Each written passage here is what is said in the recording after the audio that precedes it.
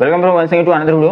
हा व्हिडिओ खूप महत्त्वाचा आहे, कारण की या व्हिडिओमध्ये आपण 130 पेक्षा कमी जर स्कोर असला तर त्यावेळेस जे आहे शिक्षक भरतीमध्ये आपला नंबर लागणार नाही का, किंवा आपला स्कोर जो आहे तो सेफ नाही का, या संदर्भात डिटेलमध्ये आणि सर्व गोष्टींमध्ये त्या संदर्भात, म्हणजे उदाहरणार्थ Urdu medium, English medium, Marathi मीडियमचे विद्यार्थी, सायन्स मॅथ, नंतर महिला उमेदवार, नंतर बाकीचे जे आहे रिझर्वेशन ज्यांनी घेतलेलं आहे त्यांनी, विदाऊट रिझर्वेशन ज्यांचं आहे त्यांचं, आणि नंतर टी पेपर 1, टी पेपर 2, डी.एडवाले, बी.एडवाले, या सगळ्या संदर्भात बोलणार आहोत या व्हिडिओमध्ये. म्हणजे ॲक्च्युली स्कोर जो आहे कोणता सेफ स्कोर मानायचा, किंवा कोणत्या स्कोरला आपण सेफ म्हणू शकतो, किंवा शिक्षक भरतीमध्ये पसंतीक्रम देताना कोणत्या विद्यार्थ्यांनी द्यायला पाहिजे. मग आता त्या संदर्भानुसार जे आहे सर्वच विद्यार्थ्यांनी पसंतीक्रम द्यायला पाहिजे, कशा पद्धतीने स्ट्रॅटेजी ठेवायची ते तुम्हाला या व्हिडिओमध्ये कळणार आहे. हा व्हिडिओ बघितल्यानंतर तुम्हाला 130 पेक्षा कमी जरी स्कोर असला तरी सुद्धा तुम्हाला जे आहे सर्व तुमच्या मनातल्या ज्या काही अडचणी आहे किंवा जी काही भीती आहे ती सर्व निघून जाणार आहे. ठीक आहे. व्हिडिओ जो आहे खूप महत्त्वाचा आहे. व्हिडिओ आवडला तर व्हिडिओला लाईक करा. तुम्ही चॅनलवर नवीन असाल तर चॅनलला सबस्क्राईब करा. साईडचं नोटिफिकेशन बेल ऑलवर सेट करा, जेणेकरून तुमच्याकडून कोणत्याही प्रकारचं नोटिफिकेशन मिस होणार नाही. तर चला सुरू करूया आजचा व्हिडिओ.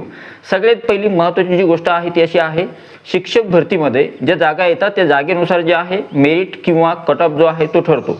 सगळ्यात पहिली महत्त्वाची गोष्ट, व्हॅकन्सी किती येतात त्यावर डिपेंड करतं. आता जर व्हॅकन्सी 10,000 पकडल्या तर त्यावेळेस मेरिट जास्त जाऊ शकतो.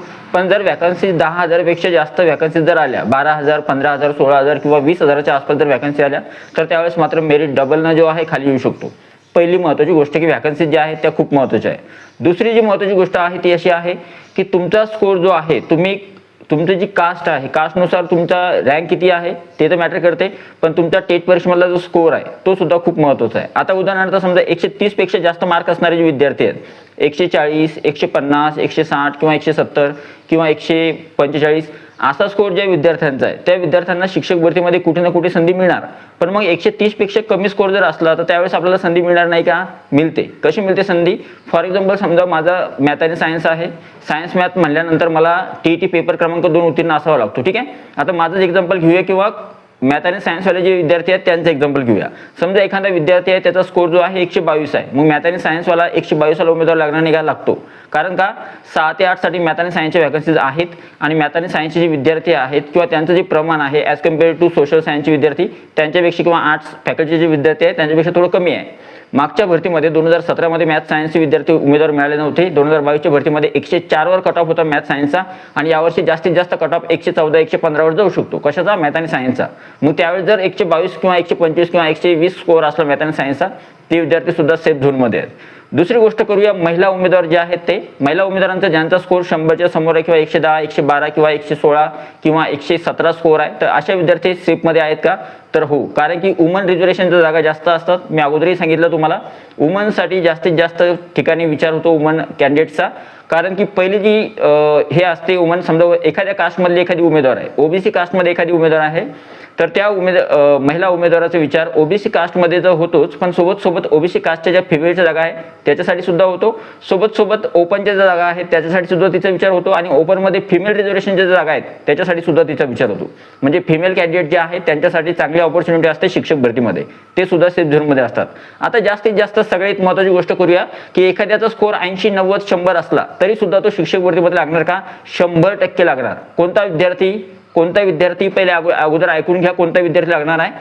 तर तो विद्यार्थी ज्या विद्यार्थ्यांना माजी सैनिक, खेळाडू, अपंग किंवा अंशकालीन हे जे उमेदवार आहेत, या उमेदवारांना 100च्या आसपास जरी स्कोर असला तरी सुद्धा हे उमेदवार आतापर्यंत शिक्षक भरतीमध्ये यांची संख्या खूप कमी आहे, हे विद्यार्थी मिळतच नाही. या विद्यार्थ्यांना न मिळाल्यामुळे यांचा स्कोर कमी जरी असला, मागच्या वर्षी 45 स्कोरवर विद्यार्थी लागलाय, तर त्यावेळेस तुम्ही विचार करू शकता यावर्षी हे विद्यार्थी किती कमी स्कोरवर लागतील. त्याच्यामुळे हे विद्यार्थी डेफिनेटली आहे शिक्षक भरतीमध्ये जे आहे लागणार आहे. आता बाकीचे उमेदवार जे आहेत, उदाहरणार्थ ज्यांचं डी.एड झालेलं आहे ते 1 ते 5 साठी अप्लाय करतात, मग त्यांचा स्कोर जर 115, 110 किंवा 120 स्कोर असेल तर अशा विद्यार्थ्यांनी स्ट्रॅटेजी काय करायची माहिती का? तुम्हाला जर शिक्षक भरतीमध्ये लागायचं असेल तर वरच्या वर्गाला पसंतीक्रम न देता खालच्या वर्गाला जास्तीत जास्त टार्गेट करायचं. मी अगोदरपासून सांगत आलोय की वर्ग 1 ते 5च्या वॅकन्सी जिल्हा परिषदेच्या, महानगरपालिका, नगरपालिका, खाजगी शैक्षणिक संस्थेच्या भरपूर येतात वर्ग 1 ते 5 साठी. आणि जर तुमचं डी.एड झालेलं आहे आणि टी पेपर क्रमांक 1 उत्तीर्ण आहे तर त्यावेळेस तुम्हाला संधी आहे वर्ग 1 ते 5 साठी, आणि वर्ग 1 ते 5चा कट ऑफ वेगळा लागतो. ठीक आहे. एवढंच नाही, मराठी मीडियमचा वर्ग 1 ते 5चा कट ऑफ वेगळा लागतो, इंग्लिश मिडियमचा कट ऑफ जो आहे किंवा उर्दू मिडियमच्या व्हॅकन्सीनुसार जे आहे त्यांचा कट ऑफ सुद्धा वेगळा लागतो आणि त्यांना स्पेशल ट्रीटमेंट आहे किंवा त्यांना स्पेशल काय म्हणतात त्याला व्हॅकन्सीज वेगळ्या येतात. उर्दू मिडियमच्या व्हॅकन्सी वेगळ्या, इंग्लिश मिडियमच्या वेगळ्या, मराठी मिडियमच्या व्हॅकन्सीज वेगळ्या. मराठी मिडियमच्या व्हॅकन्सीज जास्त आल्या पण त्यांच्यामध्ये स्पर्धा सुद्धा असते. मग मराठी मिडियमच्या कॅन्डिडेट्सला सुद्धा त्याच्यामध्ये वाव आहे किंवा संधी आहे. उर्दू मिडियमचे जे विद्यार्थी आहेत त्यांना सुद्धा जो आहे स्कोर जेमतेम जरी असला तरी सुद्धा त्यांना वर्ग 1 ते 5 साठी संधी असते. आणि इंग्लिश मिडियमचे जे विद्यार्थी आहेत त्यांना सुद्धा जे आहे वर्ग 1 ते 5 किंवा 6 ते 8 साठी जर मॅथ आणि सायन्स एखाद्या उमेदवाराचं सायन्स मॅथ आहे आणि त्याचं इंग्लिश मिडियम आहे तर तो उमेदवार सिलेक्ट केला जाणार जेमतेम स्कोर जरी असला तरी सुद्धा. ठीक आहे. आता गोष्ट करूया पुढचे अजून असे उमेदवार आहेत की ज्यांचं समजा उदाहरणार्थ वर्ग 1 ते 5 झालं, वर्ग 6 ते 8 झालं आणि जर समजा एखाद्याचा स्कोर 100च्या आसपास आहे, 110 120 किंवा 100 आहे किंवा त्याच्यापेक्षा खाली आहे, तर त्या विद्यार्थ्यांना काय करायला पाहिजे, शिक्षक भरतीमध्ये जर निवड व्हायची असेल तर त्या विद्यार्थ्यांना जास्तीत जास्त भर दिला पाहिजे पसंतीक्रमावर. आपण पसंतीक्रम कशा पद्धतीचे देतो त्यावर सुद्धा जास्त डेफिनेटली काम करणार आहे. आता मी पसंतीक्रमावर बोलणार आहे. पसंतीक्रम बोलण्याच्या अगोदर मला एक गोष्ट सांगायची तुम्हाला की एक जी चॉईस आहे कोणती, की जर समजा एखादा आपला स्कोर जर जेमतेम असला, समजा 110 112 स्कोर असला किंवा 100 स्कोर असला तर त्यावेळेस काय करायचं, जिल्हा परिषदेच्या ज्या जागा येतात महानगरपालिका नगरपालिकेच्या वर्ग 1 ते 5 वर्ग 6 ते 8 यांना तर पसंतीक्रम द्यायचेच, पण त्या सोबत खाजगीच्या ज्या आस्थापना येतात किंवा खाजगीच्या ज्या जागा येतात त्यांना सुद्धा पसंतीक्रम द्यायचे. कारण की विदाऊट इंटरव्ह्यू मध्ये आपलं काम नाही झालं तरी सुद्धा विथ इंटरव्ह्यू मध्ये आपलं काम होऊ शकतं. अशा काही संस्था आहेत ज्या संस्थेवर आपण एकाच 3 रेशिओमध्ये इंटरव्ह्यूला गेल्यानंतर 3 उमेदवारापैकी 1 उमेदवार घ्यावा लागतो. त्यावेळेस आपला स्कोर जेमतेम असला कमी असला तरी सुद्धा आपली निवड होऊ शकते. आता अजून एक महत्त्वाची गोष्ट सांगतो. समजा तुम्ही ज्या जिल्ह्यामध्ये येता, तुम्हाला जर समजा तुम्ही महिला आहात किंवा तुम्हाला तुमच्या जिल्ह्यामध्ये नोकरी पाहिजे, तुम्ही मेल कॅन्डिडेट आहात किंवा तुम्हाला तुमच्या तालुक्यामध्ये किंवा तुमच्या आसपासच्या ज्या शाळा आहेत त्यांच्यामध्ये नोकरी पाहिजे हवी असली तर तुम्ही तुमच्या जिल्ह्याला पसंतीक्रम देऊ शकता, तुमच्या आसपासचे जिल्हे देऊ शकता. आणि कधी कधी काय होतं की काही फिमेल मॅरिड असतात तर त्यावेळेस छोटे छोटे मुलं असल्यामुळे काय होतं की त्यांना जास्तीत जास्त लांब पसंतीक्रम देणं परवडत नाही. मग अशा वेळेस तुम्ही शेजारचे जिल्हे जे आहे ते देऊ शकता, तालुके देऊ शकता, आसपासच्या ज्या शाळा आहे खाजगीच्या त्यांना पसंतीक्रम देऊ शकता आणि तिथे स्वतःचं सिलेक्शन जे आहे तुमचे निवड होण्याची शक्यता जास्त असते. आता येऊया पसंतीक्रमावर. तुमचा स्कोर कितीही असला, तुमचा स्कोर कमी जरी असला तरी सुद्धा, म्हणजे उदाहरणार्थ समजा मीडियम स्कोर असला 115 112 117 तरी सुद्धा मागच्या वर्षी कट ऑफ किती लागला होता, मागच्या वर्षी कट ऑफ लागला होता 120च्या खाली, 120 वाला लागला, 118 वाला लागला, काही ठिकाणी 115 116 वाला लागला. कालच्या व्हिडिओमध्ये मी सांगितलं, कालचा व्हिडिओ नसेल बघितला तर कालचा व्हिडिओ बघून घ्या. ठीक आहे. नंतर 112 वाला 114 वाला सुद्धा लागला, 104 वाला सुद्धा लागला मॅथ आणि सायन्स. रिझर्वेशन कॅटेगरीमध्ये असणारा 85 किंवा 70 मार्कवाला सुद्धा लागला. तर असे विद्यार्थी लागलेले आहेत. लाईट गेली. ठीक आहे. आता हे विद्यार्थी लागलेले आहेत. आता काय करायचं, बाकीचे जे उमेदवार आहेत, समजा उदाहरणार्थ आता आपल्याला शिक्षक भरतीमध्ये लागायचं आहे आणि आपल्याला पसंतीक्रम द्यायचे, तर पसंतीक्रम देताना खूप काळजी घेणं आवश्यक आहे. पसंतीक्रम देताना म्हणजे उदाहरणार्थ पसंतीक्रम रॅन्डमली द्यायची का, अजिबात नाही. कोणी म्हणलं की पसंतीक्रम कशी द्यायची काय द्यायचे, तर सर्वात अगोदर जे आहे तुम्हाला तुमच्या ठिकाणी किंवा तुमचा स्कोर कसा आहे 4-5 गोष्टी अगोदर बघा.